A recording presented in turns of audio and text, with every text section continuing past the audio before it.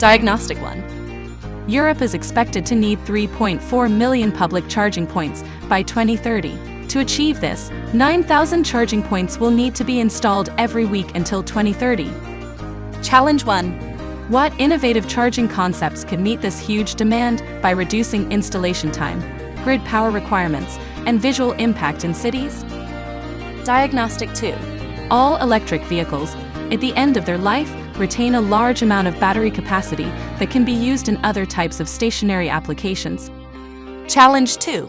How can Galp access these batteries in an innovative way and gain a competitive advantage over its competitors? Diagnostic 3. Biomethane is a renewable gas that can be used to decarbonize the natural gas grid.